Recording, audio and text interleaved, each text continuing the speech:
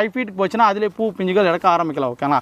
அதனால் பார்த்தீங்கன்னா இந்த பிளான்ட்டை நிறைய பேர் விரும்பி கேட்டுட்டீங்க. இப்போ மென்டாவா ஜாக் வந்திருக்கு, நீங்கள் பார்த்து வாங்கிக்கலாம். ஏன்னா ஐனி பழம் வாங்குறதுக்கு நீங்கள் தாராளமாக இது வாங்கிக்கலாம். ஏன்னா ஐனி பழம் இது சேம் தான். ஐனி பழம் நார்மல் ஐனி வந்து பார்த்தீங்கன்னா லைட்டான ஒரு புளிப்பு இருக்கும். ஆனால் அந்த புளிப்பு கூட இதில் இருக்காது, நல்லா ஸ்வீட்டாகவே இருக்கும். இங்கே பாருங்கள் எந்த அளவுக்கு பிளான்ட்டோட ஹைட் பாருங்கள், கிட்டத்தட்ட 2.5 அடி to 3 அடியிலே இருக்குது ஓகே. இதெல்லாம் பார்த்தீங்கன்னா எல்லா ஒரு மண்ணுக்கு வளரும், களிமண்ணை தவிர. ஏன்னா களிமண்ணில் பலாப்பழம் வளர்றது ரொம்ப ரொம்ப கஷ்டம். தண்ணி ஏன்னா ஈரப்பதம் அதிகமாக இருந்துச்சுன்னா இலையெல்லாம் கொட்டி காஞ்சி போயிடும் ஓகேண்ணா. அதனால் பார்த்தீங்கன்னா களிமண்ணை தவிர மற்ற எல்லா மண்ணையும் தாராளமாக வச்சுக்கலாம். இது ஒரு மேடான பகுதியில் வைங்க, நல்லா ஒரு பெரிய மரமாக ஆகும். டேஸ்ட் வைஸில் சூப்பராக இருக்கும் ஓகே. இது வந்து மொட்டை மாடியில் வைக்க முடியாதுங்க, நேரத்தில் வச்சுக்கலாம்.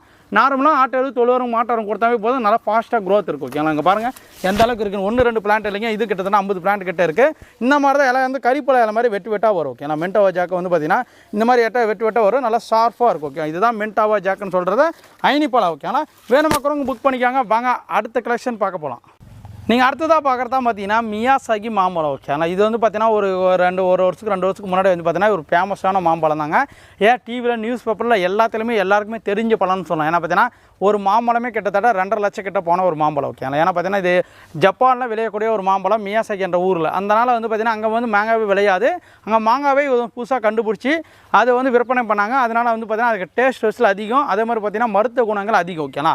கலரும் பார்த்தீங்கன்னா அந்தளவுக்கு அட்ராக்ஷனாக இருக்கும், க்ரீன் ஷேடில் போட்டு வளர்த்துருந்தாங்க ஓகேலாம். இந்த மாங்காய் வந்து பார்த்தீங்கன்னா நம்ம நாட்டில் வளருமா, நம்ம தமிழ்நாட்டில் வைக்குமா உங்களுக்கு காய் அப்படின்னு கேட்டிங்கன்னா 100% கேரண்டிங்க. சூப்பராக மாங்காய் வைக்கும், தரமாக இருக்கும் ஓகேண்ணா.